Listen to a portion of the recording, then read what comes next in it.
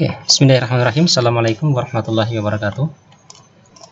Kembali kita lanjutkan materi kita. Kali ini kita akan membahas tentang persamaan gelombang. Pada pertemuan sebelumnya kita sudah membahas tentang bagaimana bentuk persamaan gerak dari sebuah osilasi harmonik sederhana, misalkan pada sistem pegas, dimana kalau kita tuliskan maka bentuknya adalah seperti ini.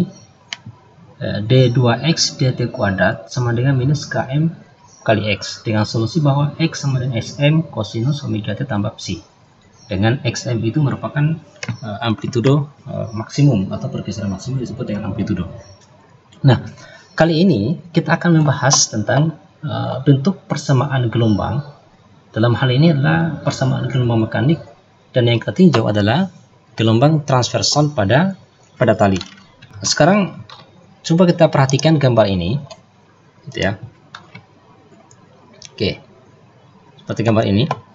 Nah, ini sebenarnya adalah potongan. Kita ambil elemen kecil delta m pada gelombang transversal tali, gitu ya. Nah, di sini kita misalkan bahwa delta m,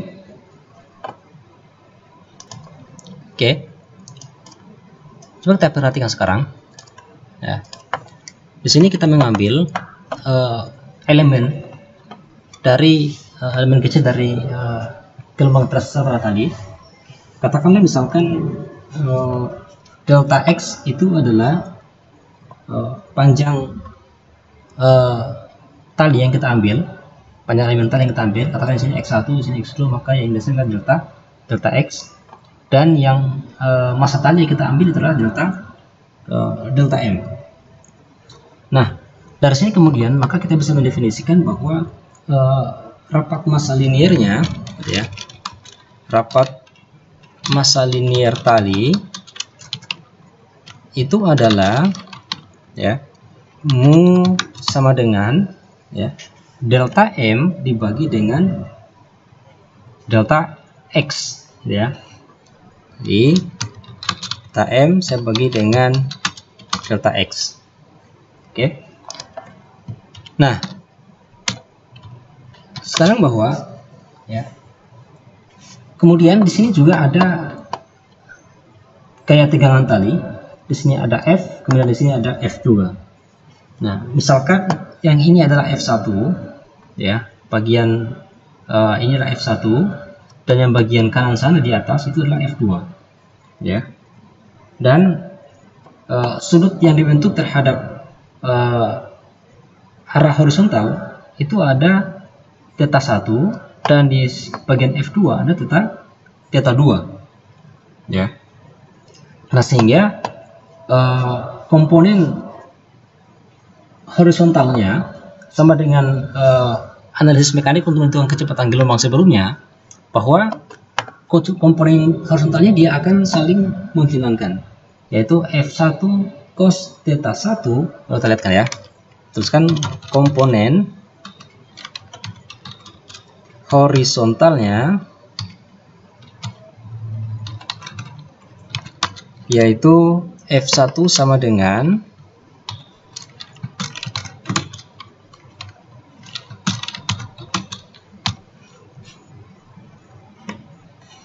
F pertama, F1 cos theta 1 dan F2 cos theta 2, ya, maka dia akan saling menghilangkan. Nah, ini akan nilainya sama, F1 cos 1 sama dengan F2 cos theta 2, dan arahnya dia berlawanan. Nah, karena dia berlawanan maka dia akan saling menghilangkan antara satu dengan yang lainnya. Nah, karena itu yang tersisa itu adalah komponen gaya arah vertikal. Katakan misalkan yang vertikal kita ambil sebagai sumbu Y dan yang horizontal kita ambil sebagai sumbu X, maka komponen gaya F, komponen gaya arah vertikal Y itu kita tuliskan menjadi, ya. Jadi untuk komponen komponen vertikal yang dalam hal ini adalah sumbu Y, kita dapat menuliskan komponen gayanya itu adalah Fy itu sama dengan F2 sinus theta 2 saya kurangi dengan F1 sinus theta 1. Nah, kenapa dikurangi? Kita lihat di sini. Anggaplah ini adalah F1 yang sana adalah F2. F1 dia arahnya pada arah vertikal kalau kita transformasi ke sumbu Y kan itu ya. Kita lihat ke sini. Berarti kan F2 F1 sinus theta 1. Sementara yang ini arahnya dia akan ke atas itu. Akan ke atas. Berarti positif F2 sinus theta 2. Sementara yang ini arahnya ke bawah, berarti dia negatif F1 sinus theta 1, sehingga F2 sin theta 2 minus F1 sinus theta 1. Nah, dari sini kemudian kita dapat menuliskan bahwa gitu ya. Jadi Fy-nya akan menjadi itu sama dengan F2 cos theta 2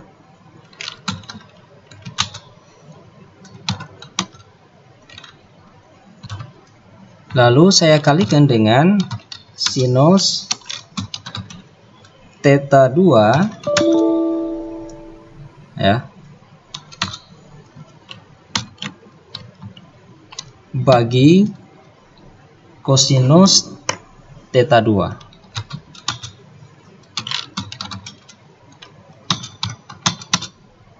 Oke.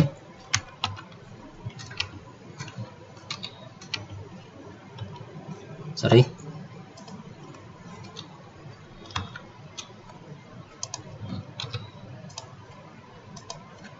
Nah, ini sebenarnya sama saja ya. Karena cos theta 2 kali bagi cos theta kan sudah 1. Lalu saya kurangi dengan ini, saya tuliskan, saya copy supaya cepat. Ini sebenarnya ini F1 ya, ini juga theta 1 dan yang ini juga theta 1, yang ini juga demikian, yaitu theta 1. Sebenarnya sama gitu ya, sebenarnya sama. Nah, tujuannya apa? Saya ingin membuatnya dalam bentuk tangen gitu ya. Maka ini kemudian saya tuliskan menjadi jadi Fy ini sama dengan F2 cos theta 2 ya dikalikan dengan tangen theta 2. Lalu saya kurangi dengan F1 cos theta 1 saya kalikan dengan tangen theta 1. Oke. Nah, sekarang kita lihat gitu ya. Sekarang bahwa kita lihat bahwa F2 cos theta 2 gitu kan ya. Kalau kita lihat tadi kan F2 cos theta 2 itu sama dengan F1 cos theta 1. Misalkan dia sama dengan katakanlah dia sama dengan F ya. Kita sudah menuliskan tadi bahwa ini itu dia sama dengan F2 ya cos theta 2. Katakanlah ini sama dengan F gitu ya, karena kan tadi nilainya sama gitu ya. Nah, sehingga kemudian ya Fy-nya itu menjadi Fy-nya menjadi F2 cos theta 2 itu menjadi tinggal F saya kalikan dengan tangen theta 2 ya. Lalu saya kurangi dengan F ya. Kemudian saya kalikan lagi dengan tangen theta 1 yang ini gitu ya.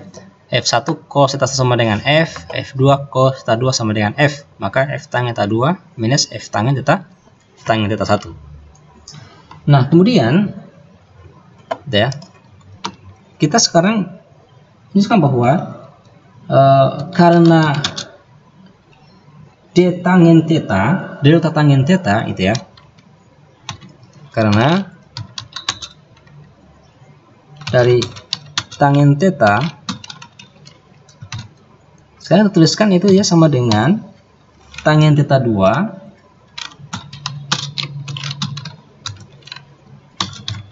saya kurangi dengan tangen theta 1 gitu ya. Maka persamaannya sekarang menjadi gitu ya, FY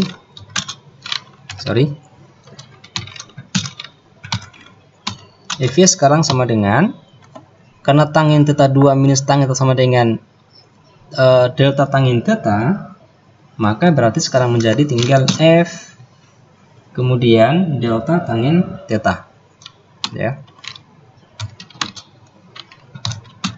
tangen theta. Oke, untuk FY-nya. Nah, sekarang kita gunakan hukum 2 Newton gitu ya. Hukum 2 Newton bahwa F sama dengan, atau FY-nya itu sama dengan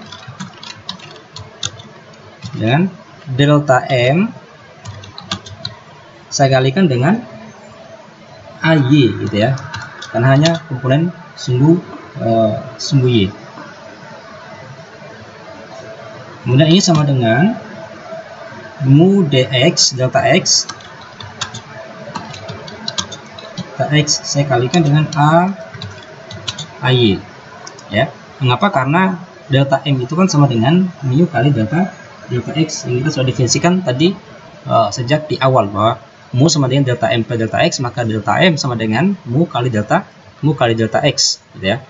Nah, sehingga kemudian persamaannya menjadi, jadi karena ini sama-sama ruas kirinya FY, ruas kanannya adalah F kali delta tangen theta dan mu kali delta x kali AY, maka ini sama dengan, kita kombinasikan ya, itu menjadi sama dengan yang ini ya, sama dengan, nah ya, F kali delta tangen theta sama dengan mu kali delta x kali AY.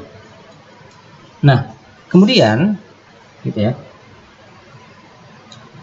yang delta kemudian saya gabungkan sama-sama delta pada ruas tersendiri, kemudian yang F yang tidak dengan delta kita bawa ke ruas yang sama-sama tidak memiliki delta, lalu kemudian saya bisa tuliskan itu menjadi gitu ya, bahwa delta tangen theta gitu,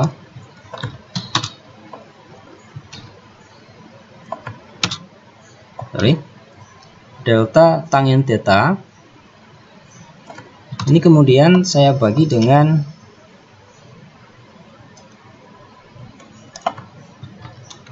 saya permasalahkan saja, ini delta tangen theta saya bagi dengan delta x. Nah, ini sama dengan F nya di sana di ruas kanan, berarti mu ya kali AY saya bagi dengan F ya. Oke. Nah, sekarang bahwa tangen theta itu ya, kita kan sudah tahu tangen theta itu adalah sebenarnya sin theta per cos theta ya, atau kita bisa menuliskan bahwa tangen theta itu sama dengan delta Y dibagi dengan delta X, karena tangen theta itu sama dengan delta Y bagi delta X ya. Dan kita tahu bahwa AY itu ada percepatan itu adalah merupakan derivatif kedua dari fungsi posisi ya. Oke. Lalu ini kemudian saya bisa tuliskan menjadi delta itu ya, delta Y, jadi parsial Y do X gitu ya. Oke, ini kalau kita ambil limitnya, maka kita akan mendapatkan do Y delta Y per delta X menjadi do Y do X. Dan kita ketahui bersama bahwa percepatan itu adalah merupakan, gitu ya. Jadi percepatan ini merupakan derivatif kedua dari fungsi posisi. Berarti dalam hal ini adalah do kuadrat y itu saya bagi dengan do t kuadrat, gitu ya. Do t kuadrat. Nah, sehingga kemudian persamaan yang ini kemudian saya tuliskan itu menjadi, gitu ya, do x, gitu ya, itu menjadi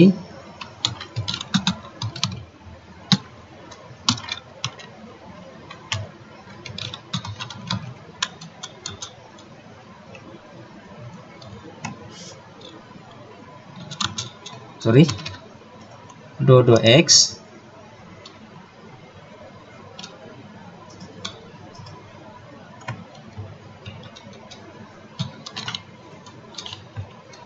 kemudian saya kalikan dengan, kalau kita perhatikan yang ini kemudian menjadi tangen theta, itu kemudian menjadi do y do x,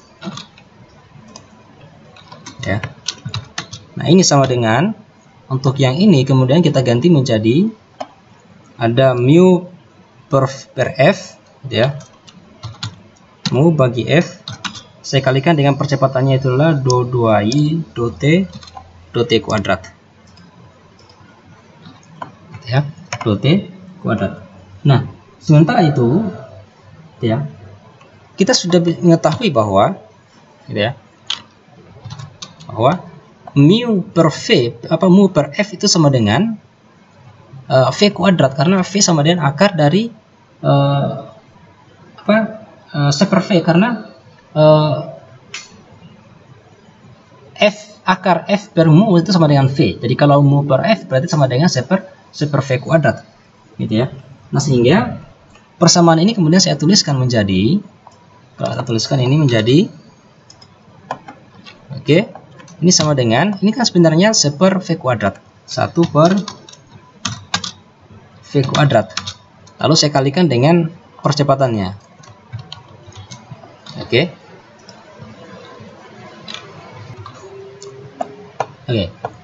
Kemudian, ya, persamaan ini kalau kita yang ini, kalau sekali masuk ke dalam, ini juga masuk ke dalam, maka kita akan dapatkan, ya, bahwa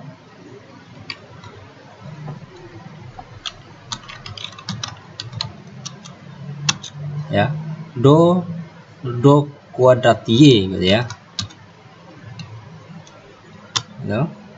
y saya bagi dengan do x kali do x kuadrat,